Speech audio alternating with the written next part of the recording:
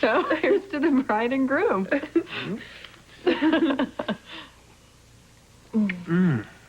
Now, is this from the Loire region of France or the northern vineyards of Tuscany? The vending machines inside the central region of Ferncliff. Oh, yes, yes. Great bubbly. September 99. Wonderful month. Cake, darling. Oh, thank you, dear. Bran. A Ferncliff fave. Okay. All right, let's just pretend that this is champagne from France and pastries from Switzerland. Oh, wait a minute. Pretend? Isn't that a no-no here in Looney Land? Well, a couple of minutes of positive fantasy never hurt anyone. I'm grateful you were able to arrange any kind of reception at all. But I might really lose my mind if I keep having to eat institution food with plastic utensils so I don't hurt myself or others. Well, you know, look on the bright side. At least we didn't spend a whole bunch of money on a reception where all our freeloading so-called friends could show up and drink all the booze. Oh, and I was never wild about ice sculptures anyway. This might not be the reception of your dreams, but that doesn't mean that we can't observe some tradition. Oh, like smashing cake in each other's faces? No, I'll pass. Chris, don't you want to make a toast? Absolutely. You know, I always figured the woman who snagged me would be one lucky lady. But surprise, surprise, I'm the lucky one. To my beautiful bride, may she get sentenced to life with me.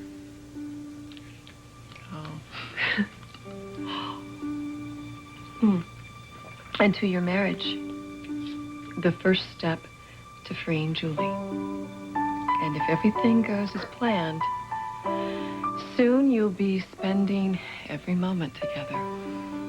Hear, hear. Here, here. Now, you need to start thinking about where you want a honeymoon. Paris, Barcelona, Hawaii, wherever your heart desires. How about a fairy tale castle where new little dreams are created? Fairy tale castle it is. Then it's off to wherever my wife be happiest.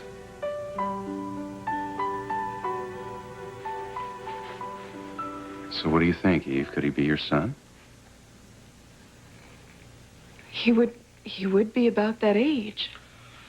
Wait a second, Eve. I thought that your son died at birth. Yeah, so did I, until recently.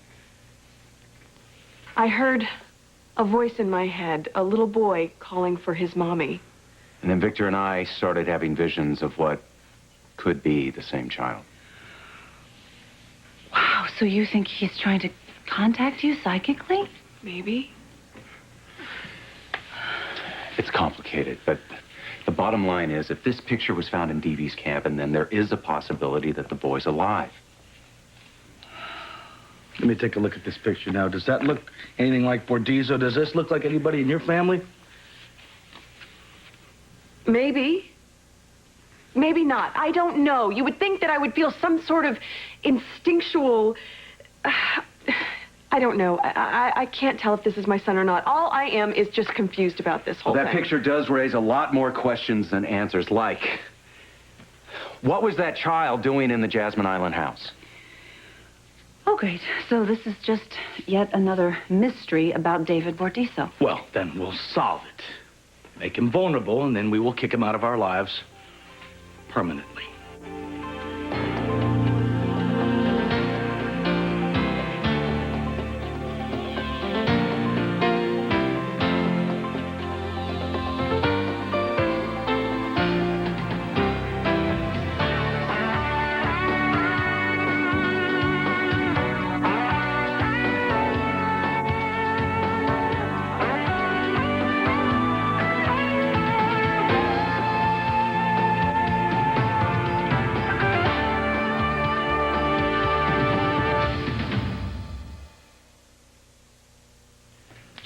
Rachel, now that we've tied the knot, how soon until we get a competency hearing so that Julie can stand trial? I want my life back more than ever. You're gonna get your life back. When? Look, I know how difficult it is to be parted from the ones that you love. But I really don't think it's wise to overestimate your readiness. Are you questioning my sanity? No, I'm not. I'm preparing you for the interview process because it's going to be grueling. Yeah, but Greg Cooper copped to the murders. That has to help Julie's case. But Julie was able to be manipulated by him, and that could be a mark against you. Cooper's not around. I mean, she can't be influenced by him anymore. It's still going to be a fight, Chris. I mean, Julie has to be able to distinguish what's real and what's not. They're going to examine that very closely. Yes, but I should breeze through it. I mean, that jerk shrink who declared me incompetent painted me a lot more out of touch than I really was. Okay, you think Dr. Davis was hard on you before? Well, then you get ready, because he's going to be even harder this time. Wait a minute. Can't the court appoint a different psychiatrist? I specifically asked for the same one. And your reason for this move being? Who better to evaluate your progress than the psychiatrist that actually put you in here? If he gives you the okay, it virtually eliminates all doubt about you. There are a bunch of people in this town who want to see Julie locked away forever. People with a fair amount of respectability, like Kevin Collins. My intention is not only to have Julie released from Ferncliff, but I'm paving the way for you to be accepted, even welcomed, back to the community. Lofty goal, Dr. Locke. Julie, once you're declared innocent, you're not only going to have your freedom, but you're also going to have your respectability. And isn't that what we all want?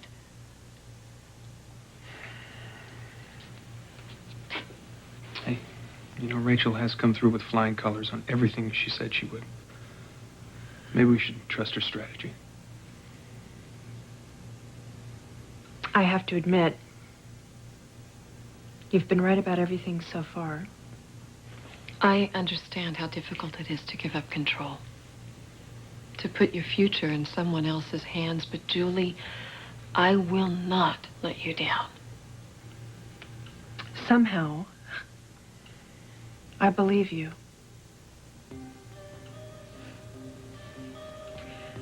Okay. We'll play it your way. You know, the more you surrender yourself to my care, the more I'm going to be able to help you. That's right. Once we blow this popsicle stand, we'll be able to start working on that family you've been dreaming about. Did you tell Lucy about DV in Italy? No, I didn't want to upset her while she was away with children. Wait a minute. I know Victor's alive. Of course, I was ecstatic about that. So what else happened in Italy? Well, Kevin and I went to search for Victor, and Victor and I were kidnapped.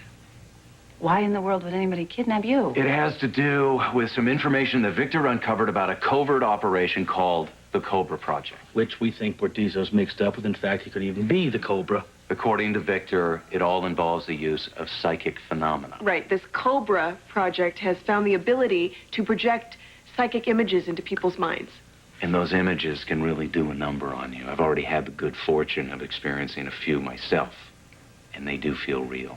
Oh, wait, so you're saying that this Cobra person, whatever he is, possibly is projecting this little boy's image into your mind? It's a possibility. Yeah, well, it's also a possibility we're talking about some science fiction here. No, Scott, wait, now think about it. You know it's possible that you can tap into the paranormal. I mean, look what I've dabbled in a little bit, you know? Oh, come on, Lucy. You know, reading tea leaves and looking in crystal balls is one thing, but zapping pictures into people's minds, I don't think so. I know. Maybe it is a big stretch, but if Kevin believes it's possible, then I think there's something to it, because he was always such a big skeptic before. Eve, what about you? Do you believe this? Look, I know it sounds like it's out there, but it explains the false memories Kevin and I have from our time in Rome. It seems our captors projected a reality into our heads that never actually happened. So suppose somebody could put some images into your head. What would be the point? Well, in Eve's case, if DV knew that she hid her pregnancy from him, he'd be doing it to torture her. Make her wonder if her son is alive or dead. And I can't think of a worse torture. Well, you see, Bortizzo, he deals in reality. He does stuff like cutting brakes on her car and sabotaging businesses and ransacking houses. He doesn't really play a lot of mind games. Why not? Well, because you can't make people think what you want them to think. That's crazy. The phone call. He thought he heard a conversation I had with DV. No, I heard a conversation you had with DV. You were hatching one of your plans like you were going to do. No. You never heard that. That was not real. See? He thought he heard this conversation. There's your explanation. Sounds like DV's taking this whole project to a new level. So he's causing these phony phone calls in my head, huh? He's trying to ruin your relationship with Lucy by inserting psychic projections into your head. Oh.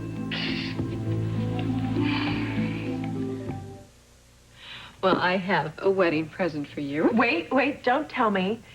His and hers Rorschach tests. No. Would you settle for no therapy session today? Oh, would I? Yeah, but you just be ready because our next few sessions are going to be intense. We're really going to step up the effort to get you freed. Sounds good to me. You know, I hate to leave my lovely new bride, but I have a staff meeting to get to. Yeah, actually, I do too. Thank you for bringing me something so beautiful to wear. And for performing the ceremony. And dresser, minister, shrink, everything a girl needs on her wedding day. Hey, what about the groom? You're the most important one, Pookie. I really do hope that one day I'm more to you than just a doctor. I want to be your friend. Well, stranger things have happened.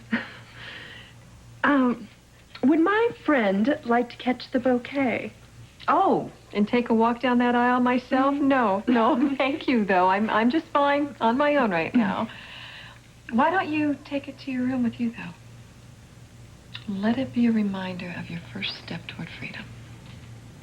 Excellent idea. I think I'll leave you two newlyweds.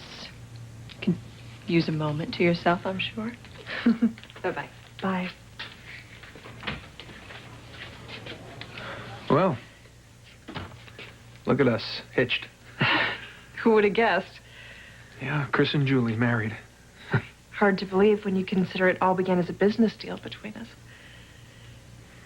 But somewhere along the line, maybe when you delivered Christina, something changed. I don't know how long our arrangement will last, but I don't hate it. Well, I don't hate it either. And here's my wedding promise to you. I will do everything in my power to reunite you with Christina. That's the best gift anyone could ever give me. And since I was there when she was born, well, I might as well stick around as long as it feels right to both of us.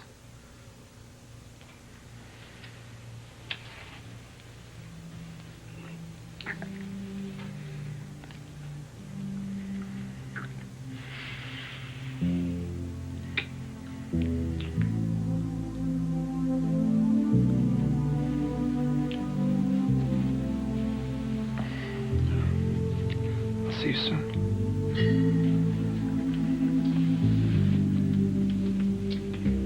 Chris, they won't let me wear my wedding ring in here. Will you hold on to it for me? Not afraid I'll hog it? You better not. If I ever find out you've been leading me on, watch out. Do I look that stupid?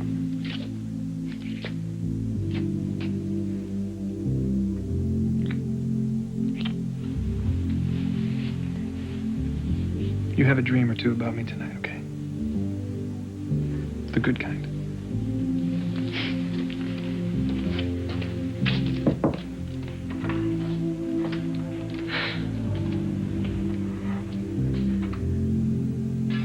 You made any headway with him?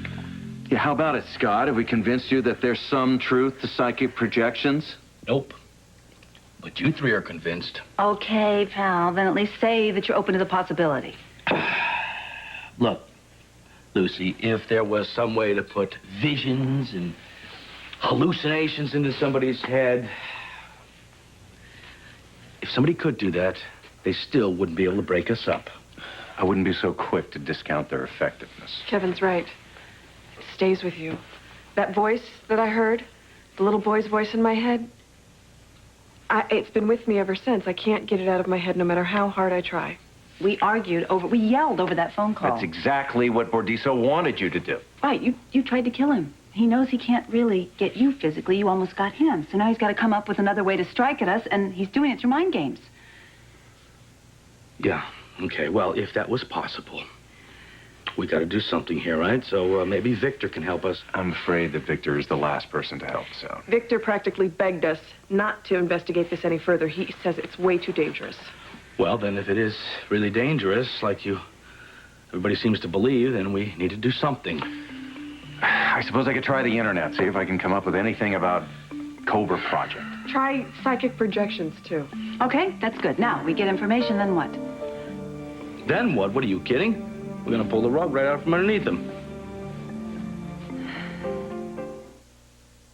I can't sleep. I cannot function. Someone seeks revenge. She should be punished. I see a woman. A woman? A blonde woman. I want Dorian to pay. Just when you think you know who it is, Are you responsible for terrorizing Dorian? it takes a shocking turn. The Haunting of Dorian continues on One Life to Live, ABC Daytime. Dr. Ramsey here. Mrs. Ramsey here. I was wondering where you stood on taking my name. Christina was named for you. Made sense to add the Ramsey part, too. Has a nice ring to it. Today was pretty terrific. Yeah, it was. You know, next time I see you, I'm going to bring a stack of travel brochures. You can pick out the honeymoon destination of your choice. First class all the way. Why not? You married a rich woman. I didn't mean that the way it sounded. Hey, don't worry about it. In fact, I called to apologize for ever doubting you. You came through for me in a big way. I know I can trust you, Chris. Yeah. Yeah, you can. Call me when you have some time. See you later, Mrs. Ramsey.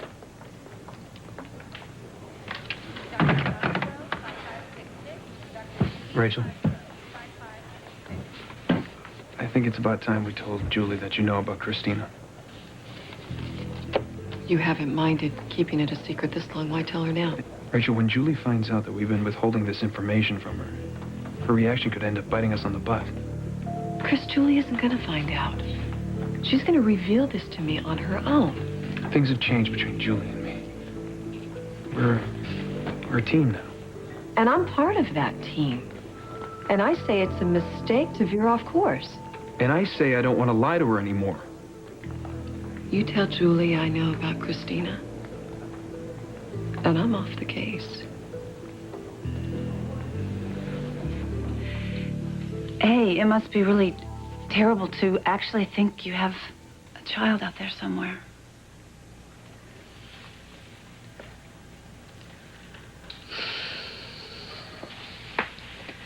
I thought I had dealt with his death.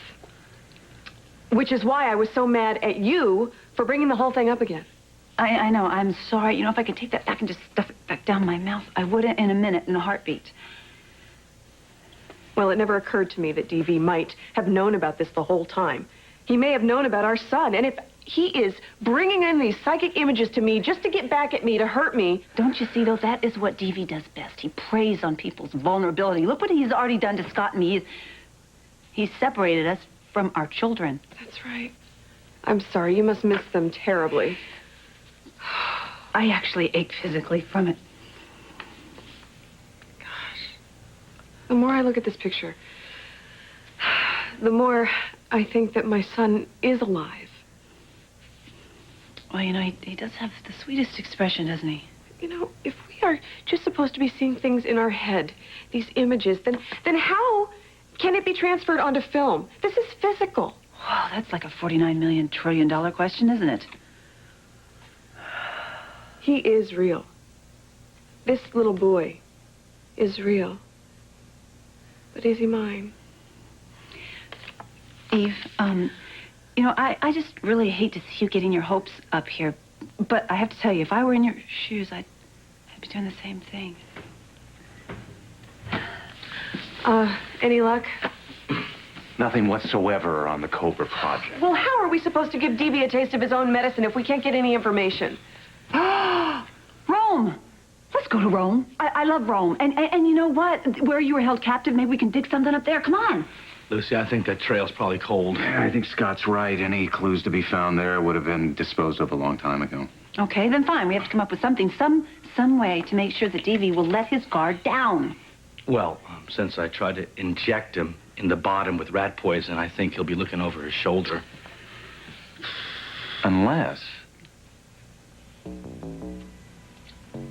he thinks he's already gotten what he wanted from you. All right, what have you got cooking up there? Neither of you are going to like it. Well, tell us anyway. Lucy, Scott,